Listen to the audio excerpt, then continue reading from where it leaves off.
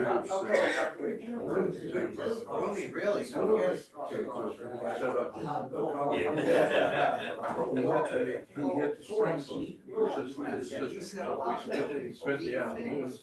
Hey, good morning, gentlemen. Good morning. Good morning, Bert. Good morning.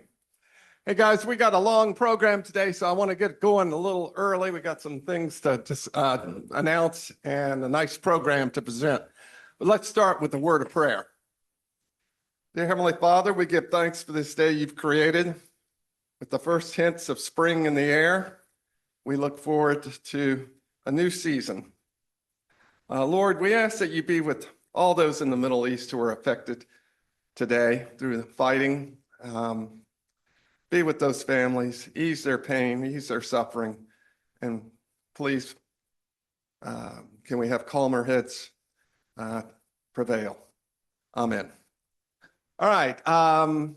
First off, I'd like to thank Ed for the grits. I don't know if you've noticed the past 2 weeks, we've had a different set of grits. I asked Jerome, I was so excited. I said, Jerome, those cheese grits are great. And he goes, those aren't cheese grits, but there's some special grit that Ed procured. And I said, I hope we can have some more. And he said, until they run out. So you have to thank Bill Cooper for that, who's a connoisseur of grits. I think they're excellent. He gave me a bag of those grits, and they are dangerous to your health and addictive. I think you've started a trend, Ed. We can't go back. Bill Cooper for that. You sell it at Piggly Wiggly. I'm going to get them sold. Can't get them at the Piggly Wiggly. Well, we hope you'll keep on getting them because they're excellent. Scott's got a couple of announcements. First of all, our speaker next week is Roberto Castro, Trinity member, former PGA golfer. He has been an announcer on ESPN's coverage of Tigers Video Golf League. And he and his family are very involved at Trinity. You've seen his girls be acolytes on Sunday morning. He's going to talk about a little bit about his career and about his transition into the business world. There's no truth to the rumor that Bert wanted him to title his talk Forward into Business, Foreward. So like I said, there's no truth to that. We've been asked to make a couple of announcements about upcoming events. Everybody is certainly encouraged to attend. The first is the Montgomery trip, which is on Saturday, March the 14th. Is a trip down to the museum down there and civil rights. And it's a tremendous trip. Everybody that I know that's been on it raves about it. It's a day-long trip. Raise your hand if you've been on that trip. Yeah. It's a really good trip. It's great. The second thing is the next day, Sunday the 15th at 6:30 in Dobbs Chapel. We're having another one of our evening worship service, a Vesper service, consistent with our Lent theme. So that'll be a really nice service. And the last thing, I've been asked to encourage participation in the volunteering for the Atlanta Food Bank. And our time for doing that is Saturday, March the 21st in the afternoon. So all these things are available to register through the website or through the email links. So take advantage. Thank you, Scott. We have a guest with us today. Craig, would you like to introduce your guest? No, sit there. I didn't tell him he'd have to be introduced, but this is my longtime friend, John O'Connor, who lives more or less across the street in the same area that Paul Marston does. And we had dinner with him last night. So I said we were going to be having the Goodwin Road trip on show, and he said, I got to see that. Well, welcome. Glad you're here.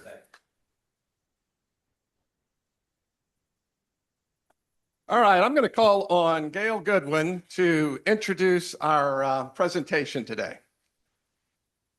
Can you hear me? Okay. This is our Odyssey from September 1972 to October 1973, 30 countries, 16,000 land miles by car, boat, plane, and train over land, ocean, and river. The genesis of this trip was that in 1970, we married and we both wanted to see East Africa and the game parks. And at that time, the cost was about $4,000 per person, which was more than we could budget. So we had plan A that we could fly to Europe, drive across North Africa, drive south via Egypt into East Africa. Plan B was to fly to Europe, drive south through the Sahara and cross over to East Africa, which is what we did do. You have to understand we were young. I think we were 24. And we were totally invincible. We had no mortgage and no children. To prepare, I banked my $7,500 with my master's degree salary, 1 year teaching in DeKalb County from 1971 to 72. We put it in a letter of credit from the Chemical Bank of New York Trust Company. We ordered a new 1973 VW van to be picked up tourist delivery from Luxembourg. We got a Carnet, C-A-R-N-E-T, booklet for our car, which was to be stamped as we entered and left Central African countries to prove that we didn't sell the car in the country. If we left it in a river, we were out of luck. We sent for Michelin maps of the east or track through the Algerian Sahara into Niger, showing the location of oases. And it really was like a one-way track. It was the trade track. There's no asphalt. We sent for, we got cholera, yellow fever, and other preventive shots, lyrium tablets for malaria, halazone tablets to purify our water, and visas for African countries. Clark got a letter of introduction from then Governor Jimmy Carter and a leave of absence from his on-air reporting job at TV5, which is the CBS affiliate. Clark went through all our National Geographic magazines and made notes on index cards of what we wanted to see on our journey. We packed audio cassettes, 2 cassette recorders, slide film cameras with wide angle and telephoto lenses, Clark's dress suit, believe it or not, a manual typewriter, believe it or not, and 90% silver Kennedy half dollars for gifts. Prior to the trip, we had been hosts for Servos, a worldwide hosting organization, and we carried with us a list of potential hosts in Europe, Africa, and India. And just as an aside, we were traveling ahead of the internet, cell phones, easily accessed bottled water, and ATMs. They were just, I think some of that was just coming in. The resources for the journey. Once we picked up our van in Luxembourg, we shopped in France for further supplies, fan belt, metal sand ladder, 4 spare tires, 4 jerry cans for gasoline, 2 blue bombonas filled with cooking gas, rope, snake bite kit, sterile injection needles, cigarettes for gifts, and canned and dried non-perishable foods at Euromarché. Our 6-month visas for most all of our African countries expired while we were in Paris.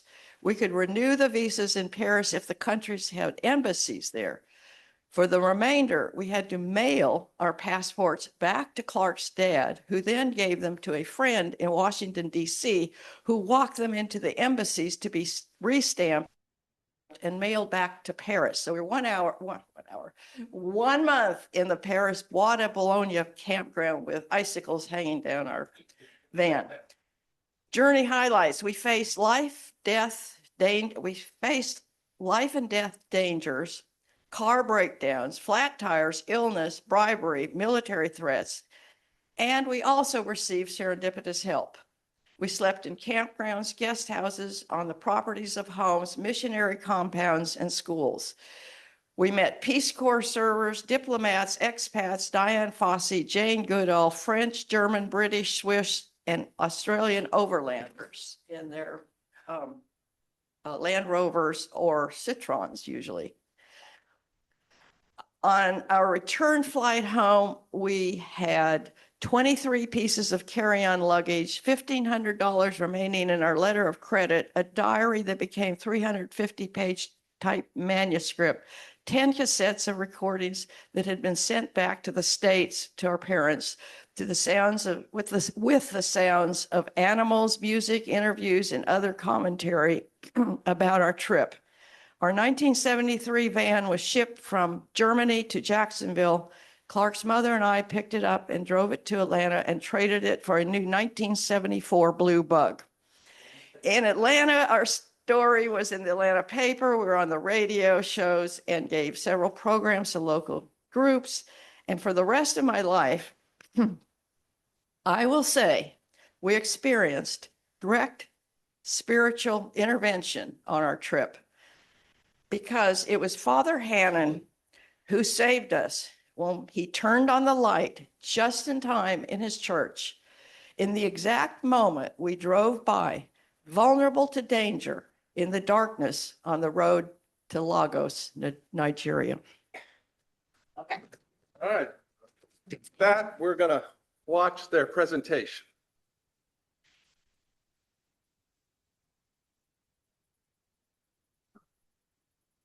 As if there were any other kind, a desolate spot in the Algerian desert.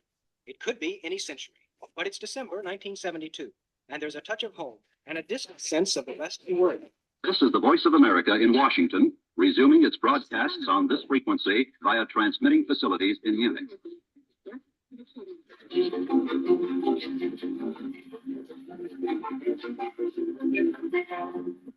This is the Voice of America, broadcasting worldwide in special English.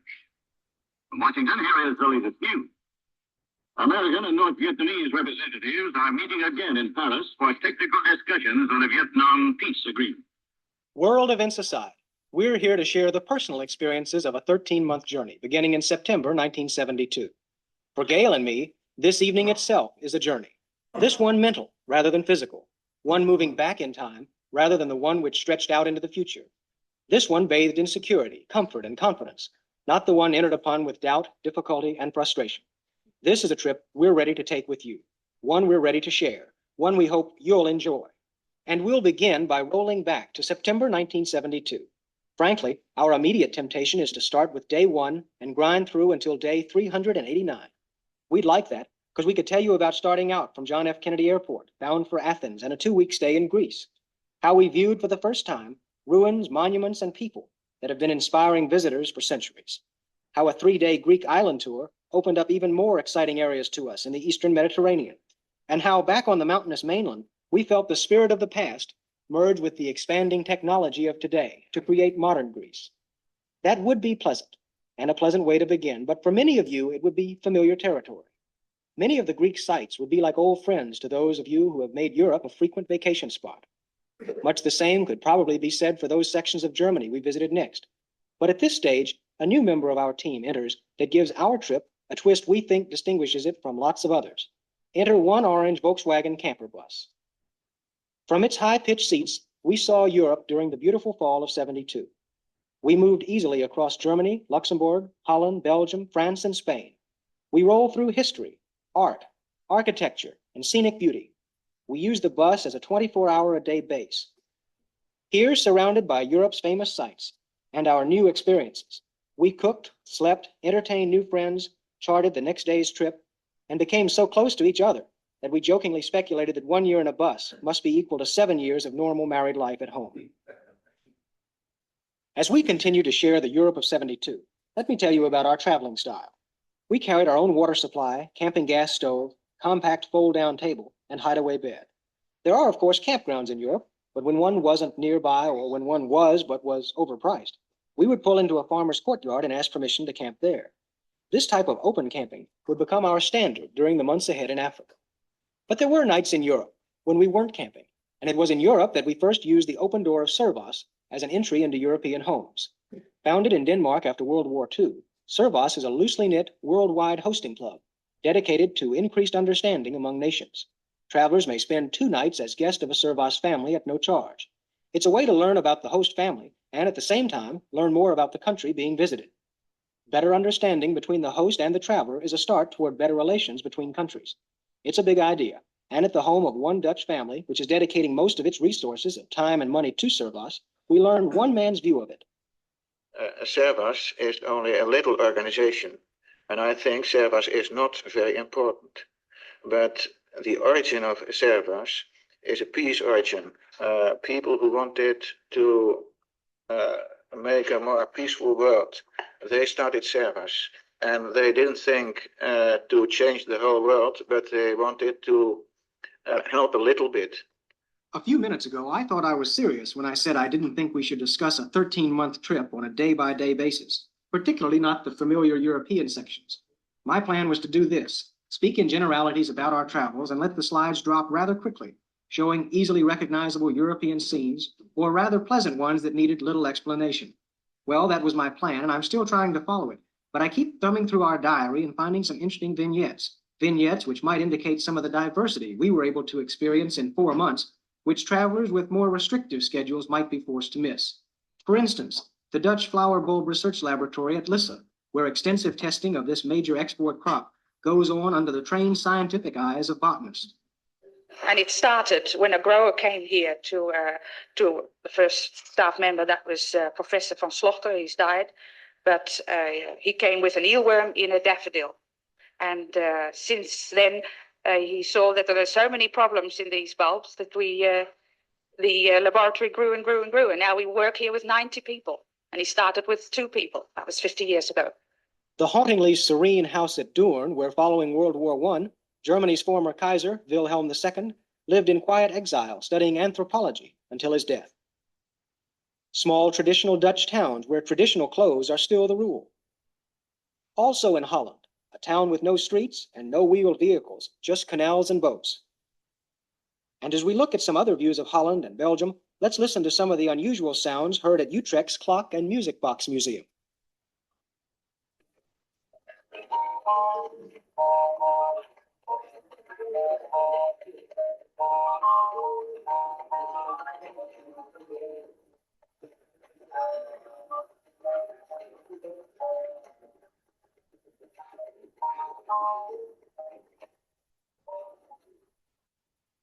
After brief stops to several rural towns of northwest Belgium, we visited the Zwin Bird Sanctuary on the Belgian coast at Knokke.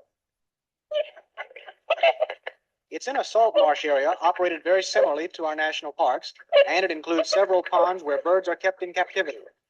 We saw cranes, gannets, gulls, egrets, ducks, storks, and many smaller birds.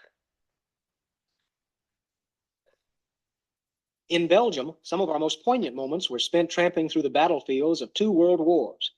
In Reims, in northern France, we visited the great cathedral where Joan of Arc was executed. We spent 1 month in Paris, and we probably should have slides of us waiting patiently in embassies. There we waited for teams of bureaucrats to peruse our visa applications for the African countries we would soon visit.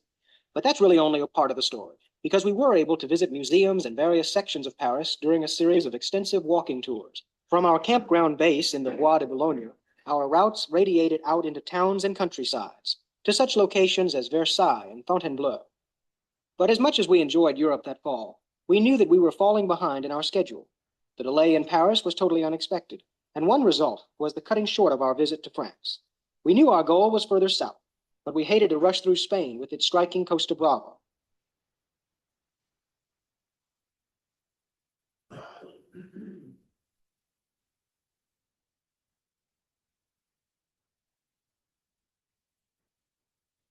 Its dramatic mountainous region in the north.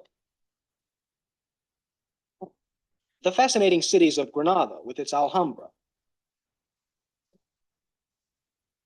Madrid, and Segovia, where we toured the Alcazar fortress, which clings to a hill like the prow of a ship. There we viewed the 1900-year-old Roman aqueduct, which still is in use and was built without using any mortar. Spain was fascinating, but the best was just across the narrow strip of the Mediterranean. Our diary entry for December 12, 1972 reads like this. Up at 5:30, showered and caught the first morning ferry to Ceuta on the North African coast at 8 a.m. Beautiful sunrise over the Mediterranean. Gibraltar looks magnificent in the early morning haze. And at last, Africa. Already we could tell we had crossed more than just a narrow strip of water. In Morocco, we saw ragged people, hooded men and veiled women. There are many shepherds. The level of poverty seems unbelievable. Every person looked like he's carrying on his burro all his worldly possessions, and maybe he is. We toured a tented market in a remote rural area where we saw salt and other staples being sold. In Fez, Morocco, we noted the striking contrast of the old and the new. In Fez's old section called the Medina, it's a world all to itself. Begun in 808, it still retains its oldest traditions. We saw people doing every type of craft and skill imaginable. Men working in metal, wood, textiles. There were bakers, millers, shoe repairmen, tailors. We saw all kinds of food. Deep inside the twisted alleys of the Medina, we discovered a mosque where our guide showed us beautiful tiles and explained how the faithful wash their feet and arms before entering. As we made our way deeper into Islamic Africa, we began to get used to the stares of people on the road. We rarely saw other cars. In Algeria, we were warned never to camp for the night beside the road. So while we still were in civilization, we camped out at police or military reservations.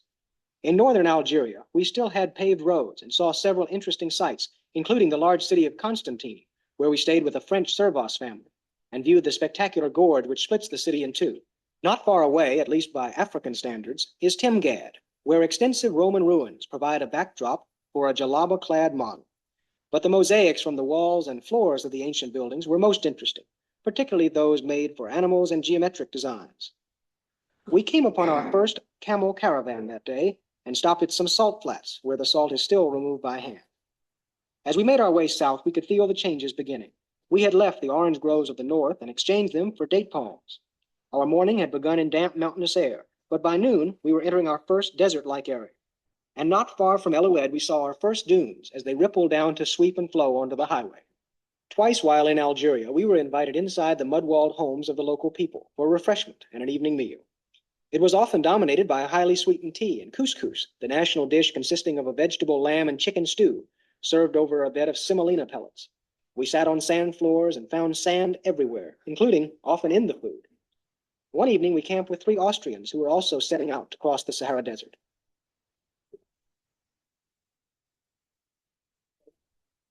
In Gardaya, we made our last preparations for the desert crossing, putting tubes in our tubeless tires. We were carrying 4 spare tires with us and enough metal gasoline cans to hold about 40 extra gallons. Our water supply was large also. Early on Christmas Eve day, the pavement ended. No amount of preparation, no amount of advice, no amount of planning could have braced us for that event. Without question, it was one of the most unnerving and disorienting events of our lives. It is futile to try to describe the lonely feeling we had. We were faced with multiple tracks and blowing sand. Markers were hard to find, and we were both mentally and verbally driving the bus, although only one of us was behind the wheel. We gradually learned which tracks looked more solid and came to be able to spot in advance the treacherous soft sand spots. We got stuck, of course, but a truckload of army men came by once and helped push us out. When they were gone and the silence of the windswept plateau returned, we were convinced we were in one of the most desolate spots in the world. No hills, no trees, just wind and flat, barren, rocky ground for miles and miles. We arrived in an oasis town which is slowly being covered up with the drifting sand. We got stuck in the middle of town in a sandy spot. The oasis presented exciting views of desert life and the date trade which keeps the area going. We saw a truck loaded with men bound for Mecca, and when they began to roll away, the women who surrounded it began to wail. At the end of the day, we saw a barefoot man crossing on top of a sand dune who seemed to be there for the same reason we were, to be amazed at the beauty of the coming night. That night, we were convinced we needed to travel with someone else during the desolate desert crossing. Our new traveling partners were 2 German brothers and 2 hitchhiking Japanese girls. With our trio of Volkswagen buses, each with large gasoline supplies, we would set out early each morning in order to take advantage of the overnight moisture on the sand, which makes the surface slightly more stable and thus easier to drive across. Even so, there's quite a lot of soft sand, and we often found ourselves shoveling out the sand in front of the tires and pushing from the rear as one of the girls sat behind the wheel, ready to give enough gas without digging the wheels even deeper into the soft sand. Perhaps worse than the soft sand were the corrugations of the track. Road crews could flatten out the corrugations just by dragging tires behind them, proving what we intellectually knew, that these maddening ridges of sand were actually very soft, except when we were careening over them. Then they made the whole vehicle shudder and shake as the wheels bounced in and out of the ridges. Drive too slow and the ride was worse. Too fast and there was danger of hitting a rock or deep hole. 40 miles an hour seemed about right when we were not pushing ourselves out of the sand. One day we drove 80 miles in 6 hours. Shock absorbers were frequent victims of the rough spots. But there was more to our Sahara Desert crossing than just the difficulty of driving. We came to learn about the famous blue men of the desert, the Tuaregs, who cross and recross it on camels and provide the commercial link between the Muslim world to the north and Black Africa to the south. The scenery was often beautiful, and it seemed to take our minds off our vehicles and off the constant maintenance they require. Because our bus was newer, we felt we had better luck when it came to keeping rolling. We changed the oil often and cleaned the dirt out of the air filter each day. We greased our car also on the road.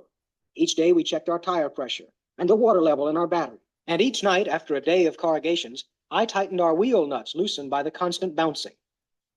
The older Volkswagens required frequent brake checks at night. And once, after he removed the wheel to check his brake linings, one of the German brothers failed to replace all of the nuts. The next day, it simply rolled off, and the bus slammed down into a patch of, luckily, soft sand. We spent New Year's Eve in Tamanrasset, Algeria, near the beautifully rugged Hogar Mountains. During our stay there, a group of West African musicians came to town and performed in an open-air pavilion as part of a year-end festival. While listening to the music that night, we thought about the desert crossing we were involved in. From the very first moment we started thinking about Africa, we suspected we would see more of it if we did Africa by car. Now, halfway across the desert, we began to wonder if it were all worth it. We thought we were fools taking a new $4,000 car across the rocky desolation. The desert crossing was hard, and yet at the same time, it was, upon reflection, a great deal of fun. I say upon reflection, because to be honest, we were so concerned about making it that we failed to enjoy it while we were there, failed to slow down enough to really experience more of this fantastic area. At the same time, our thoughts were so dominated by corrugations, low-octane gasoline, bad water, soft sand, bureaucratic hassles, that we didn't stop and smell the desert sand roses, so to speak. We didn't even take enough photographs. 20/20 hindsight, I guess, but we made it, all of us did, although it was easy to find evidence of those charred-out cars that didn't. Presumably, they had trouble in the searing heat of the summer. Actually, since we crossed in December and January, we wore light sweaters during the day. I think the biggest factor working toward our success, in addition to divine guidance, was an understanding of how to get information on conditions up ahead and how to evaluate it. We're often asked how we learned about crossing the desert. We certainly didn't learn much in America. In fact, it wasn't until Paris that we met an Englishman who had just completed a northbound crossing. We pumped him for all he was worth in a late-night conversation that went like this. It is very badly corrugated, and you can't drive off the piece, make your own tracks on sort of hard sand at the side, purely and simply because you're running through a ravine or the road is built up, and if you get off it, you're not going to get back on, or there's so many rocks and boulders at the side of the road, it's just impossible to drive on. So you just take it slowly and carefully, otherwise you're just going to ruin your shock absorbers. You can't go all that fast, because occasionally you'll find a gully in the road, and quite a short, sharp, nasty one it is too, and you're going to rip off a wheel or something if you do get into it at high speed.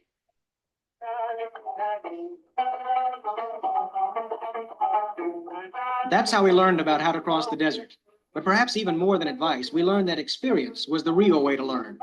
If there is ever a go and see it for yourself place, Africa is it. It's the only way. Everyone has opinions. Everyone has ideas on what something will be like. Everyone going north has advice for those of us moving south. Our advice? Smile sweetly. Thank them profusely. Then go and see for yourself.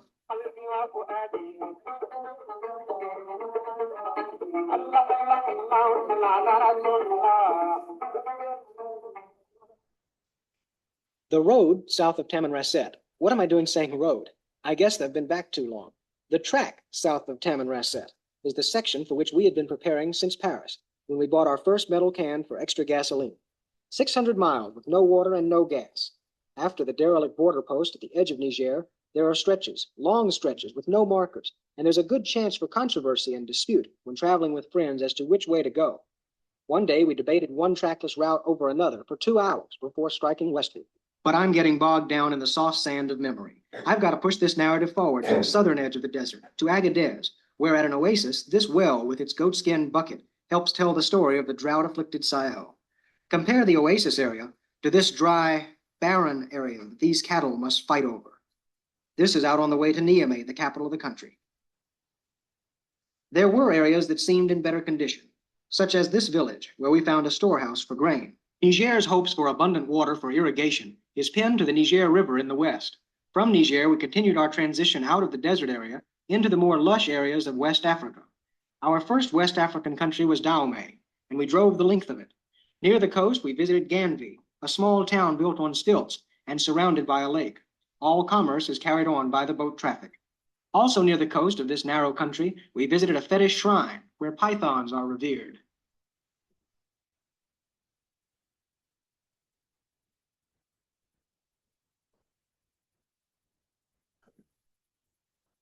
In Nigeria, after a particularly frightening late-night experience with men calling themselves military policemen, we learned to seek the shelter of camping at missionary outstations.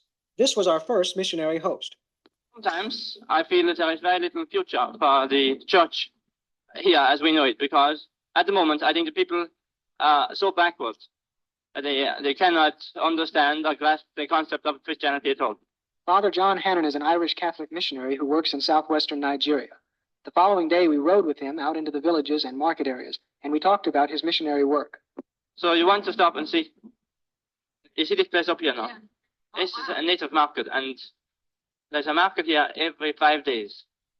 This is where the people do all their selling and their buying.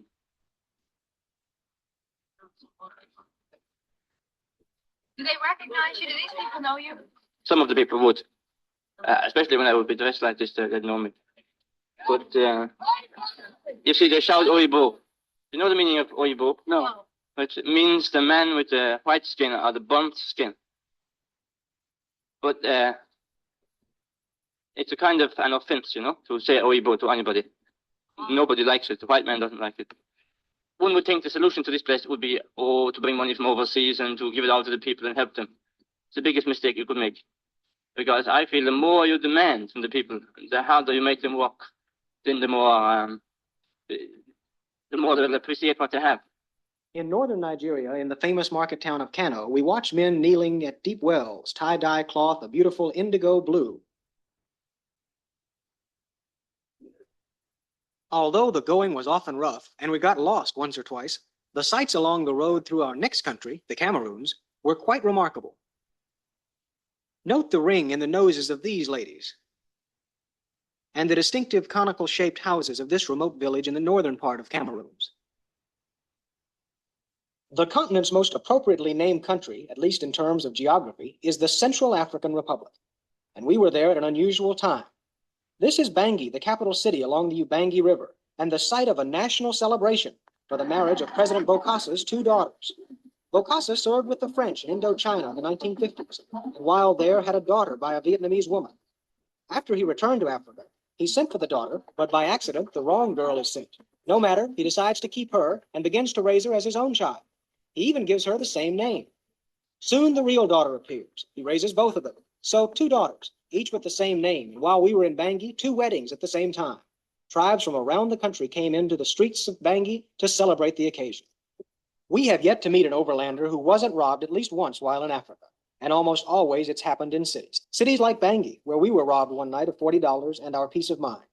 We came to realize it's all part of crossing Africa by car, and we think $40 was a small price to pay to be fully indoctrinated, especially when compared to the losses suffered by several of our friends.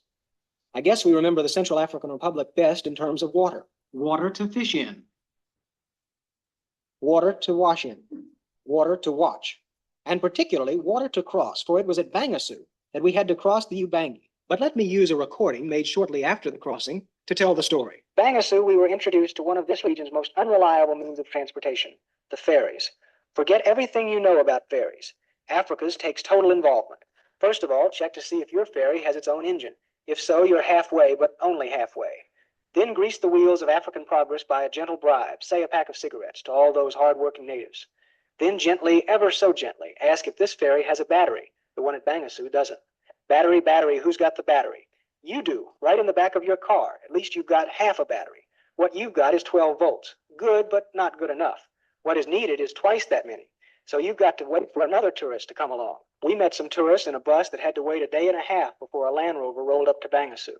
We were lucky at Bangassou. The ferry got enough boats while on the other side of the river, and it was a very uneventful trip across the Ubangi. East of Monga in Zaire, there's ferry number 2. But don't worry, you don't have to provide your own batteries. Just 1 shirt, 1 can of sardines, and 2 packs of cigarettes. Nothing mechanical is needed because there's no motor. Just a crew of 10 paddlers. It was at this spot about a year ago that the ferry sunk while transporting a tourist and his VW. The VW is still on the bottom. At another ferry crossing in Zaire, we saw a young mother and her child patiently waiting to board. We learned to keep our eyes open for these ladies with their distinctive tribal markings and interesting hairstyles. Because there are so few principal tracks in Africa, there are few opportunities for creative routings. In Zaire, the former Belgian Congo, that worked to our advantage when we decided that because the area was too remote, too lonely, and too unknown to us, we would wait for 3 Austrian travelers who we knew were behind us. You may recall we had met these gentlemen in the desert. That we had to wait for them along the so-called main road for 2 days didn't surprise us. What really shocked us was that in those 2 days, we didn't see a single traveler or European. This lonely area is populated by pygmies, and we were constantly amazed by them. For a loaf of bread, we were able to convince this man that we should be able to take his picture. The pygmies are nomadic hunters and gatherers, and are some of the most fascinating native peoples we have experienced. Because of their nomadic nature, pygmies are often seen armed with bows and arrows and spears. Of all the natives we've seen, we found the pygmies to be the most shy, and without question, the most primitively dressed. It was in this area and among these people that we first saw a woman wearing nothing but a loincloth. Usually women in Africa wear some kind of skirt. At a mission in eastern Zaire, this orphan pygmy is being raised by white people because his true family cannot. The man is Ted Crossman from Michigan. Ted Crossman is a missionary. When we're considering serving the Lord and think of the number that are serving the Lord in places like America and how few there are actually to go to some of these foreign countries with so many people that need the message so desperately, it only seemed natural that someone had to volunteer, and the question was why it shouldn't be us.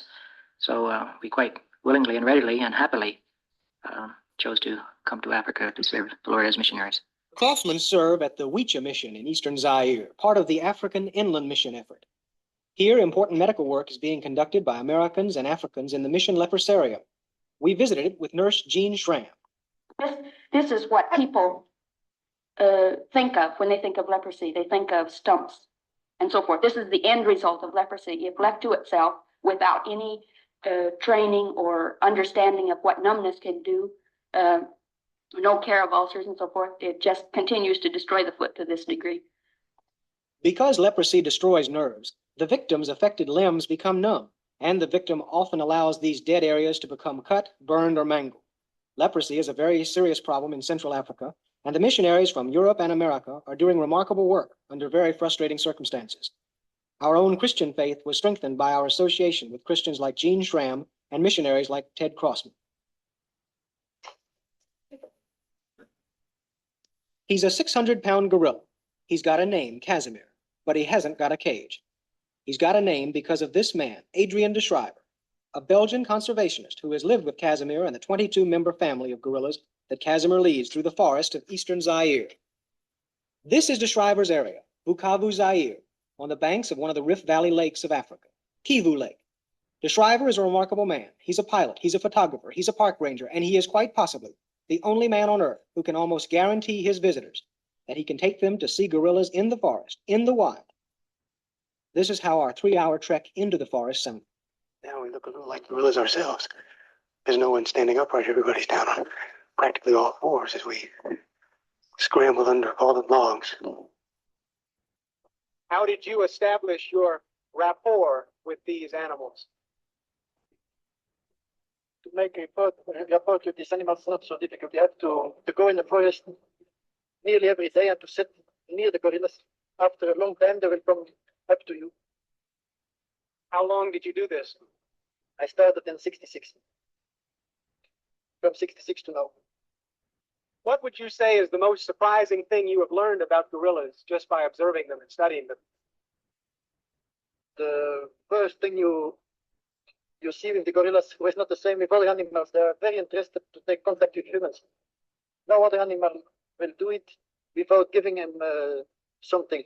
Here we don't give anything on the gorillas, and they come up to us. Occasionally, the gorillas will come up and actually touch the small number of tourists that the Shriver consents to escort into the forest. That's not too bad, but it's often preceded by a frightful scream, chest beating, and a running charge up to within just a few feet of the terrified visitor. The Shriver's advice? Don't turn, don't run. Just close your eyes and think of Europe.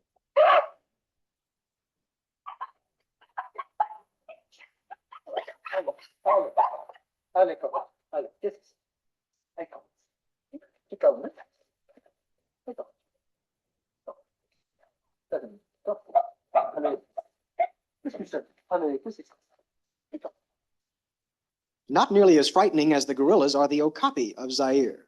These animals with tongues like giraffes and hooves like antelopes have stripes like zebras on their legs and walk like horses. Now an endangered species, a few are protected in a small remote reserve. From here, many will be placed in zoos around the world. Traveling in Zaire was perhaps more difficult than in any other country on our trip. I've mentioned the ferry system and the hazards that are so obvious to those who must entrust their vehicles to this challenging transportation system. Roadways were interesting also. This is a double-duty roadway over a stream for both trains and cars. And this is more stream than road. Mud holes like this one have immense reputations that spread out far from their actual locations. We had been warned about this one 4 months earlier in Paris. Our transition out of the rainforest into the drier, higher lands of less dense foliage occurred in Rwanda, a tiny country that is filled with beautiful hills, and tribal animosity that occasionally breaks out into warfare between the two principal tribes, the Tutsis, the tall people, and the more numerous Hutus, the short people. The country is rarely included in the itineraries of tourists bound for the East African game reserves, but here we found the best collection of photogenic hippos. And here also we found a unique opportunity, a trip into the bush to capture for Radio Rwanda local tribal songs and hunting stories.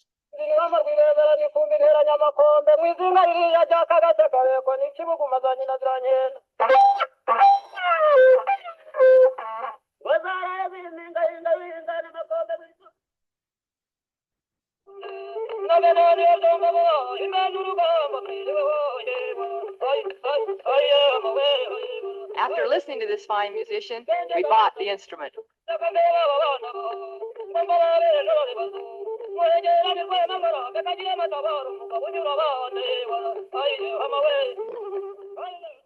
This is another non-Western instrument that you're hearing. It looks like a bow, that is the kind that goes along with arrows, and the resonating board is a small hollowed-out gourd.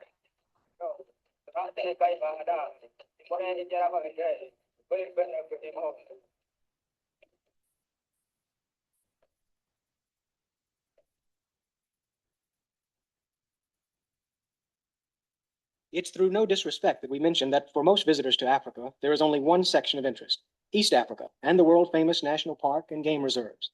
And it was that section of Africa which had sparked our initial interest. We were not disappointed. Lake Nakuru, famous for its beautiful bird population, which features the pink flamingos of Kenya that appear to paint whole sections of the lake with color.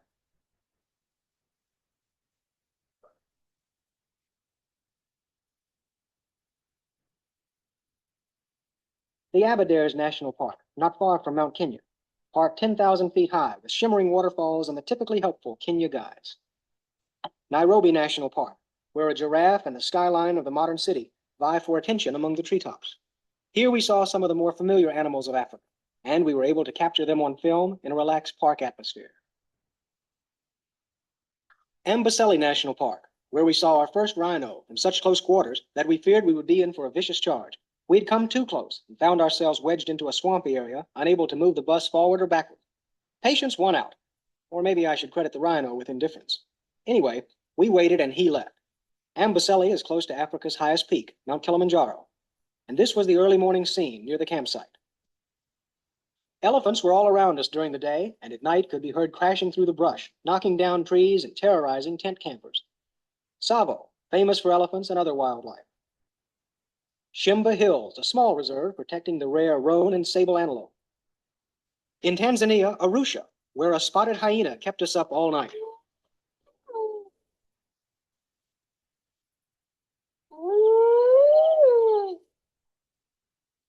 But colobus monkeys charmed us in the daytime with their beautiful white tails.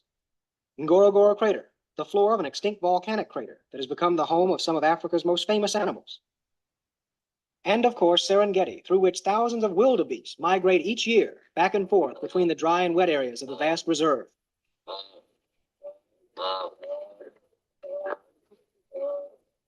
But in addition to seeing the animals, we learned of the threats to their safety from the park's chief game warden. He explained about poaching, both traditional and commercial.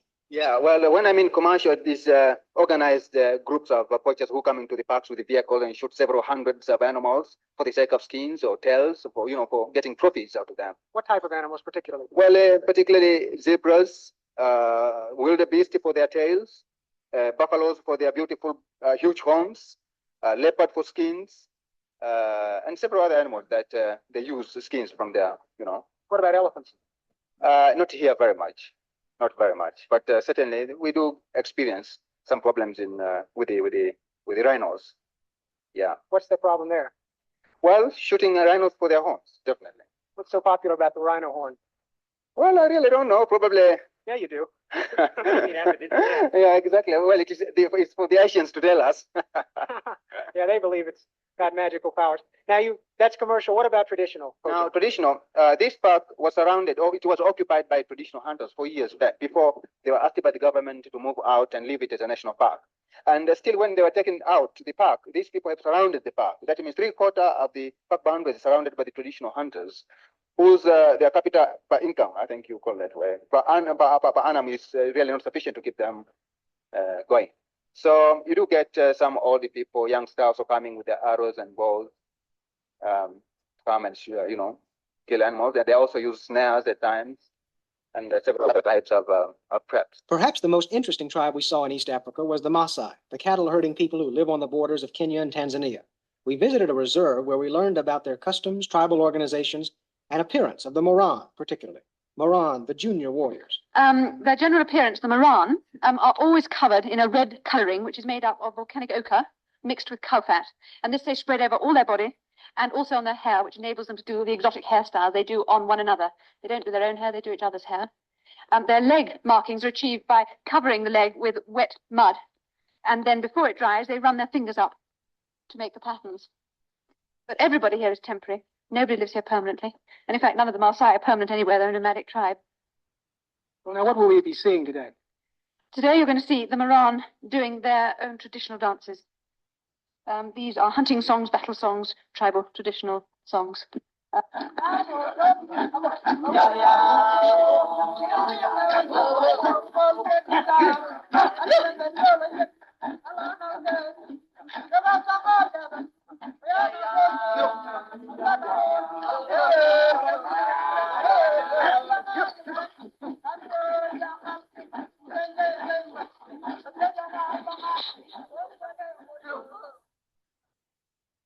But East Africa was more than just national parks and animals. We had opportunities to meet people like the missionaries at Kijabi, Kenya.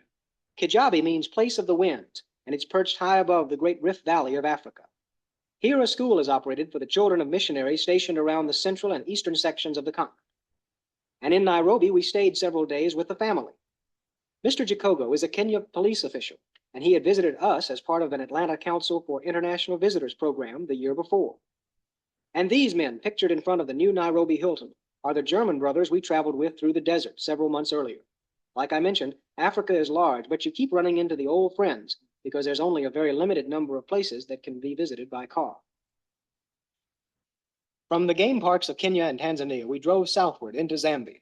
This is the Zambezi River in extreme southern Zambia. The river forms the boundary between Zambia and Rhodesia. 100 yards south of this spot, the bottom drops out. Victoria Falls, and this is how Gail described it. Those are the sounds of Museo Tunya, the smoke thunders, better known as Victoria Falls. At this point, at the Rhodesia-Zambia border, Clark and I had reached the southernmost portion of our African adventure. Victoria Falls are big. It's just hard to describe, but they're the most grand natural phenomena I've ever seen. And it was so befitting to Africa, because Africa is large, the distances seem far, there's a lot of area with no population. It's just all nature for miles and miles and miles. Blending with the roar of the falls is the sound of dancers at the nearby Maramba Cultural Center, where a professional dance company demonstrates traditional dances of Zambia.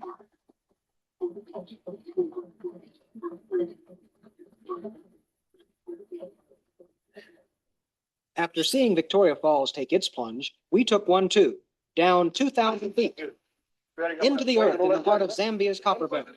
In the Mufalira mine, we saw the underground world of the miners. The well-lighted passageways and the lumbering tractors and wagons were on view. But it was in this mine that 89 men were killed in 1971 when part of it collapsed. How far will we go down now? We go down now to the 1,650 feet. It's 500 meters. From Zambia, we visited the tiny shoestring-shaped country of Malawi, which stretches beside the elongated lake of the same name. It's a beautiful country, and we'll see some of the scenery and some of the people, as we hear of some of the problems we faced at the same time. One thing Clark and I have learned about traveling in Africa is that you never can be sure.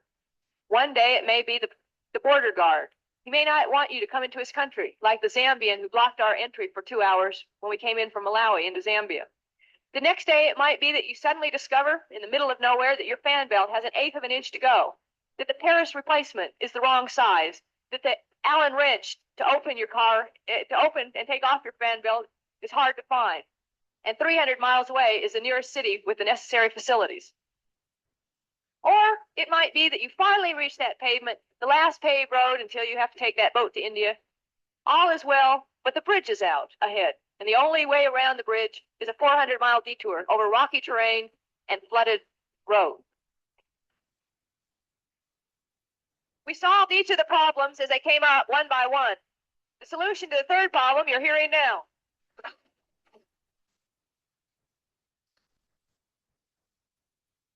So here we are. Clark and I are tied with ropes strapped on to a flat car on the East African Railways, and it's 9:30 at night. We're headed for Morogoro, at which we should arrive at about 12 o'clock p.m. We've had our dinner already. We have our beds out in case we can't get off the flat car and have to sleep in the railroad yard. But so far, all is well. Just a lot of rocking and rolling. Sometimes I think Gail and I worried about the safety of our bus more than we worried about the safety of each other.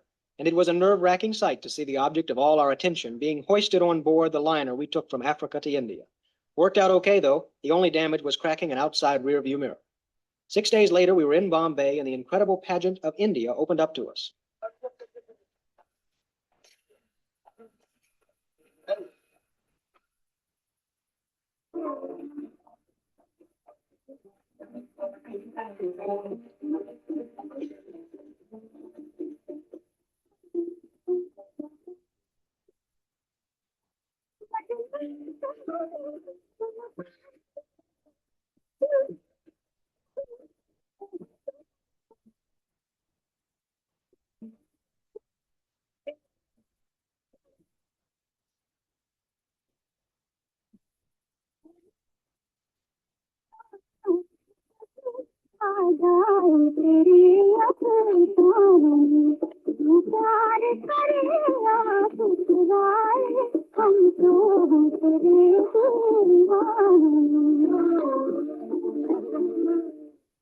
We'd been traveling in India for about a month and had begun to suspect that generalizations just wouldn't apply when used in India.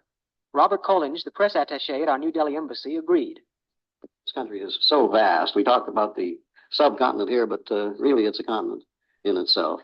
So many different regions, so many different peculiarities region to region, language difficulties, cultural difficulties, differences in climate.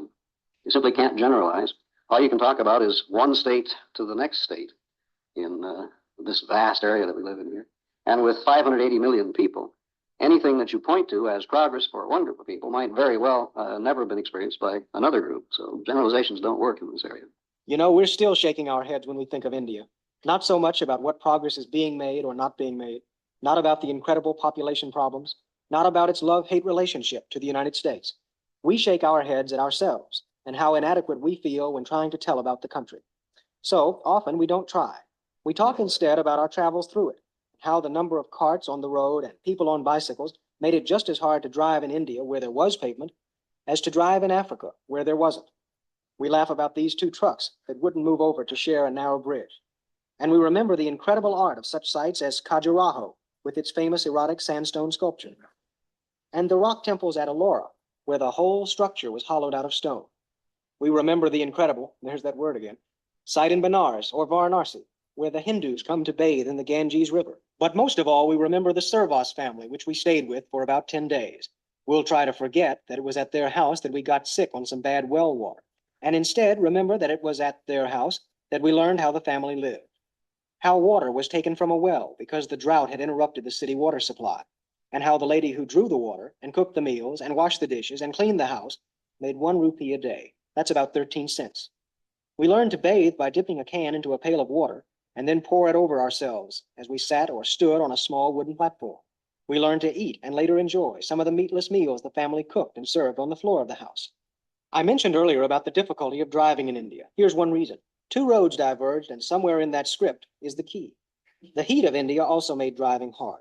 We got up each morning at 4:45 a.m. to drive early enough to try to avoid some of the heat. By 10 or 11 in the morning, it would be too hot to continue, and we had to literally seek refuge in an air-conditioned hotel or government-run rest house. It was impossible to sleep in the car because of the heat. But in spite of the heat and the sickness and the sheer physical pressures of India, there was always something to see and to experience. Before my visit to India, before I saw the cities, toured the temples, and drove in the rural areas, I knew of Benares and the devout who bathed in the river Ganges there. In my imagination, that was India. I probably didn't even know the religion of these pilgrims, but I could, in my mind's eye at least, see them in the river, washing their bodies and enriching their souls. Now I've seen Benares in person, even floated out into the river in a rowboat, and drifted by the bathers and on past to the cremation areas, where the air hangs with the stench of burning flesh. And through a guide, I've learned to understand about what I had seen in my mind's eye and what I saw for real. And this is the common belief of the Hindus that ablution into Ganges will bring some religious benefit to them. If they bath into the river Ganges, that will wash away their all sins. This is the belief of the people. So people go there to confess. Hindus confess directly to the God, not to the priest. How many times would someone come down here? Devotees come down every day. And then at the time of festivals, we have much more people. The people we see down to the river Ganges, we have the local people as well as pilgrims all mixed together. Well, now we were told that some of the people come down here just before they believe they will die. Is that correct? That's right. People come to die. They come here to die. And this is the belief of the people. If they die here, or if a person will be cremated in Benares, or even the ashes of any dead body will be thrown into Ganges in Benares, that will bring some religious benefit to the departed soul. I mean, soul will get the freedom from the cycle of birth and rebirth. Soul will liberate. This is the belief of the people. Thousands of people crowding on the ghats or steps which lead down into the water. Holy men meditating nearby. Women filling vessels with Ganges water and returning up the steps past the line of beggars who hold out their cups. Everywhere as our boat glides by, Hindus washing themselves in their clothes. Up high overlooking the wide river, men hold their sheet-like robes in the wind to dry. They look like white banners flowing in the early morning breeze. And all around the humanity of India. The atmosphere at the Taj Mahal was the exact opposite, total serenity. In spite of the heat, it was all we had expected and more. The world's most famous building and a monument to love. Built in the 17th century by Emperor Shah Jahan as a tomb for his wife, the Taj is a masterpiece of symmetry and a beautiful example of the skill of craftsmen who inlay marble. Semi-precious stones are set to form exquisite geometric and floral designs. In spite of its obvious fame and familiar appearance, this is one monument whose beauty and grandeur has not been overrated. In New Delhi, we saw the site where Gandhi was cremated and found those Indians visiting it that day just as interesting as the site itself. We visited the zoo with its white tigers. And we saw the handsome buildings of New Delhi, which reflect the most progressive and yet seemingly out-of-place aspects of India. From New Delhi, we drove northward, where we saw some examples of new irrigation projects. Then we went to Chandigarh, an important site in modern architectural history. The new sections were designed by a team of architects and city planners led by Le Corbusier of France. Someone had warned me I might be disappointed because of its somewhat cold appearance and poor maintenance, which, for me at least, destroy the sweeping lightness achieved by the imaginative use of concrete. But our visit to Chandigarh wasn't all disappointment, because we met a Catholic priest. a native Indian, Bishop Rigo, has some interesting ideas on Indian poverty. Now, when I came back to India, and I saw people, and the poverty really hits you, especially when it's real dire distress. But when you look at the overall picture, you always notice, as in a war, that people are in need, whether it's due to a bomb or due to a common enemy, and they cluster together. So too in India are poor people, because of their common poverty. They cluster together and they look for help. And that's why you see the patience in India, which is very deep rooted. They'll stand in lines for 12 hours, probably go back because there's nothing. And they'll come again the next day again and stand. Further north, Kashmir, the beautiful valley and cool temperatures that made the struggle to reach it seem worthwhile. I guess, as they say, you had to be there to appreciate Gale's emotional description. Finally, the cool, the green, and the thus unrealized India burst forth below us. The Kashmir Valley, 80 miles long, 25 miles wide, and over 5,000 feet high, welcomed us for our 10-day vacation. My immediate reaction was, my goodness, how green! Indeed, the rice fields we first viewed must be the greenest fields in the world. We headed immediately for the main city of Srinagar, located on the Jhelum River and bordered by beautiful Dal Lake. Along Dal Lake were hundreds of gaily painted houseboats where summer visitors relax. Circling around us rose the magnificent Himalaya mountains, covered in evergreens and dotted with flowers. Here, finally, we could camp again and cook out on our own stove. In Srinagar, we saw skilled craftsmen work on papier-mâché. And we almost bought a rug. As we admired it, we could hear the chant of the caller inside the factory, as he directed those under him, who were usually his sons, to tie the knots properly together.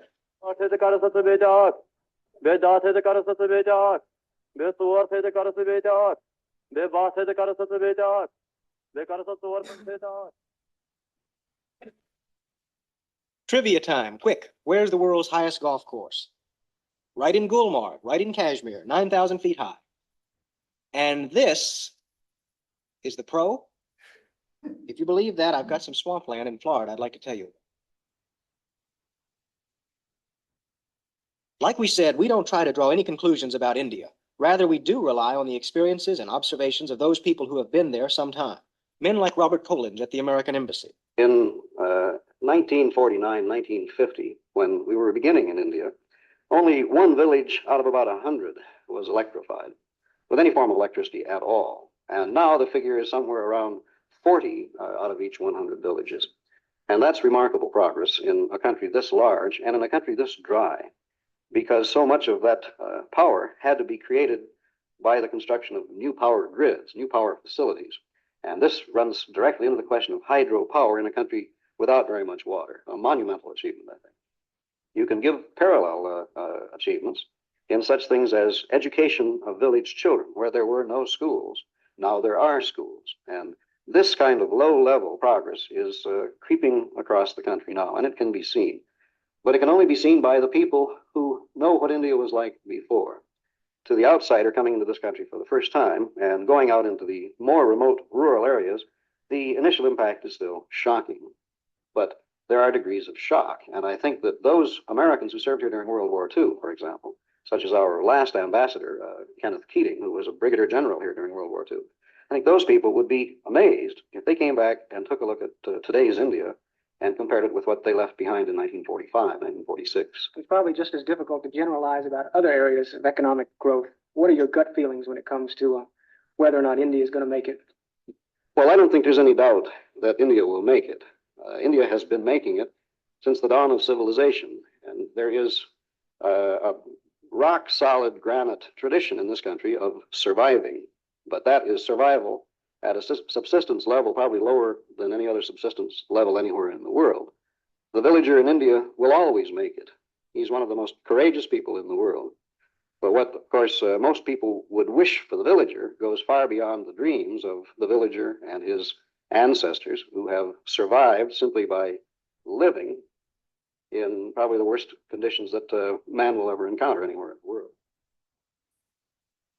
Well, we had been at it for 10 months or so, and we were getting very tired. But we came to realize that the distance back home, or even at least back to easy Europe, was immense. It was pleasant in Kashmir, and we drew strength from the cool air and slow pace. So shortly after July 4th, 1973, we started downward and began to move westward through Amritsar, where the Sikh religion is headquartered in the Golden Temple, into Pakistan, where we visited Lahore, Rawalpindi, and Peshawar, then out through the Khyber Pass, which links Pakistan and the remote nation known as Afghanistan. The pass has been the doorway back and forth between southern and central Asia for countless warring tribes and troops for centuries. For us, it was a gateway into a very strange country of remarkable beauty and fascinating people, but one plagued during our visit with the threat of civil war. We observed the people and were particularly fascinated by the women covered from head to foot. This was a time for people watching, for there was little that we could do under the trying circumstances. The day before we entered Afghanistan, the army had taken over from the king. Soon the borders closed, but we were already inside. Tanks rumbled through the capital city of Kabul. The telegraph was down, phone service suspended, outgoing mail piled up at the airport beside grounded airliners. We saw the wreckage of a home where a rival general had been killed. We waited to see if the borders would reopen, waited to see if an organized opposition to the new regime would coalesce into a meaningful force and precipitate internal warfare. When it appeared that this country, which in so many ways is still in the dark ages, would not be torn apart, we drove out of the capital and into the barren plains of Central Asia. The people continued to amaze us, the nomadic shepherds and rough-living Kuchis. Afghanistan is, in its way, as remote and as strange as any of the African countries we visited. At Herat, we saw striking examples of Islamic architecture and beautiful tile work. At the Iranian border, we were reminded of the 20th century again, when our bus was thoroughly searched for drugs. The air in our tires was even sniffed. The 20th century feeling grew stronger as we moved into Iran and into Mashhad, where the golden dome of the principal mosque dominates the skyline. After coming from Afghanistan, I could never get over actually finding parking meters in Mashhad. Remarkable what changes oil can bring. But Iran's progress is well known. We came to appreciate the scenery of Iran and the food of the area. This is the delicious flatbread, which is baked in rounded ovens on hot stones. Although we were still moving westward toward Europe, the remote areas of Turkey we visited were anything but Western-oriented. This is Mount Ararat. Noah's Ark is said to be on top. Travel in Turkey was complicated by those people who threw rocks at travelers like us, but the scenery was remarkable, particularly places like Lake Van in eastern Turkey and Goreme in Cappadocia. These eroded pinnacles served as hideouts for persecuted Christians centuries ago. Inside are some valued frescoes depicting Christian-oriented themes. The weathered rocks are awesome. The rural scenes in Turkey were particularly memorable. We enjoy recalling the people who worked with the grain of the region. We saw some gypsies in Turkey, and once a gypsy brought a trained bear to a campground to entertain and beg. To the left, Europe. On the right, Asia. Our trip was nearing its full circle point in Istanbul, a fascinating city of sights, sounds, and colors. Mosques and palaces, crowded streets and lonely alleyways, teeming bazaars, quite literally one of the world's true melting pots, an ancient city whose principal role has been that of a transit point east and west. Here civilizations crossed, blended, and moved on. And so we had come full circle to Greece, almost exactly 1 year after we had landed in Athens to begin our tour through our first of what would become 30 countries. And as we visited Kavala on the northern coast of Greece, we could begin to unwind and continue to make our transition back into the familiar world of Western civilization. We rested in Kavala, enjoyed the views from the steep hills in the area, and noted the considerable Turkish influence in some sections. Largely undiscovered by modern travelers, it has hosted some of the famous travelers of the past, for it was at Kavala that the Apostle Paul first landed on his initial trip to Europe, and we visited Philippi, about 10 miles inland, where he was jailed. We took a ferry across the northern Aegean to the island of Thasos, an island of remarkable green shades, enhanced by the varieties of trees, particularly olive and pine trees. As we left Greece, we realized we had indeed completed an immense circle. We were anxious to go home, but once again, the familiar yet captivating sights of Europe seemed to ask us to slow down enough to enjoy them. So a compromise was reached between head and heart, and we committed ourselves to a northward route through Yugoslavia. It was our first visit to this diverse country, and we enjoyed the spectacular scenery, from the mysterious inland lakes to the famous Dalmatian coast. Perhaps most memorable were the stair-stepped waterfalls of Plitvice National Park. Even through the mist of a damp day, the beauty of these waterfalls, some very tall, others just a few inches high, came through. We visited remarkable caves in Yugoslavia, and as these purchase slides show, The underground experience was very unusual. In Austria, we visited the National Open Air Museum, where houses from various sections of the country have been assembled and reproduced here to show the diversity of styles and historical periods. In Vienna, we took several walking tours around the city and between treks stopped at our embassy for mail and for some insight into this neutral country hinged between East and West. We had another chance to visit a European home in Austria through the auspices of Servos. From Vienna, we drove along the Danube and later stopped in Salzburg. Then we drove toward Munich, where we camped in a municipal campground convenient to the subway, our link to downtown. The famous royal castles of Bavaria lured us away from the urban scene, and we were amazed, as we knew we would be, by the extravagant handiwork of Ludwig. The setting of the New Weinstein Castle is particularly striking in this purchase slide, as is the locale and the Rococo interior of the Weiss Church, not far away. From southern Germany, we drove along the Rhine northward toward the Scandinavian countries. Gail has relatives living in Sweden, and we visited them there. We also enjoyed visiting with craftsmen who make the famous Swedish crystal.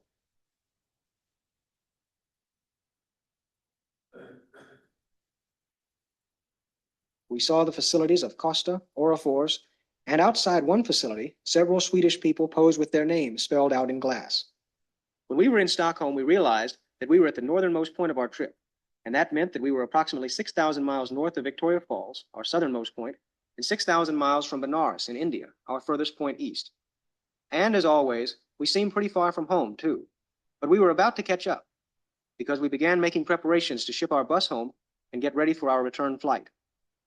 Thinking back, I'm grateful that the jigsaw map of 30 countries could be pieced together across 3 continents so that we were able to make the trip at all.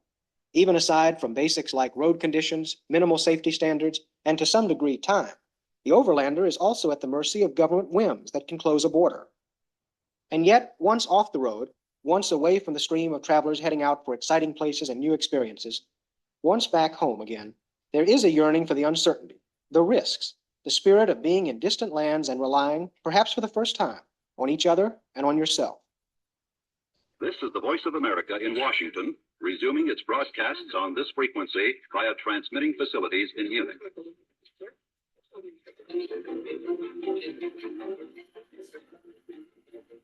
Hey, Clark, why don't you turn off that news? It'll be there tomorrow. And let's take a walk across the dunes.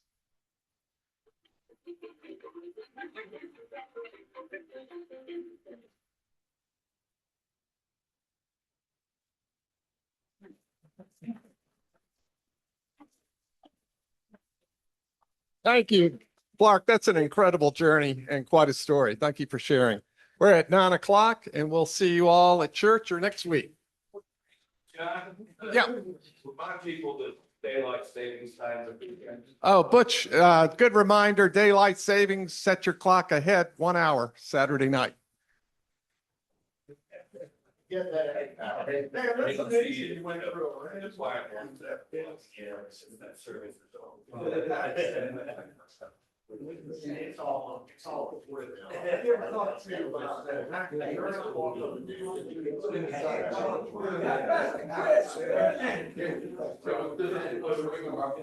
got to tell everybody that today, because actually, very cool. It looked like he wrote it.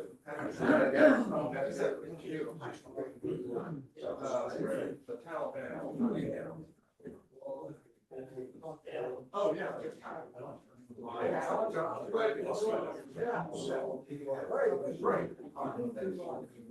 Yeah, I play with it. I added a little bit. I took the input everywhere, and I added a little bit more. Good, I added more salt. Yeah, I did. I did. So I'm gonna play with it a little bit. Okay. I'm having out there. I was gonna raise about. Yes, sir. Yes, sir. How you doing? So good. It's good to see you. What's going on there, sir?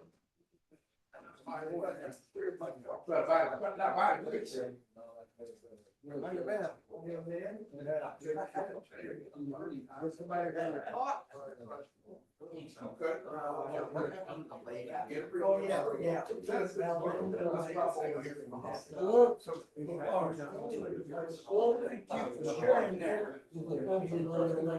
Wow.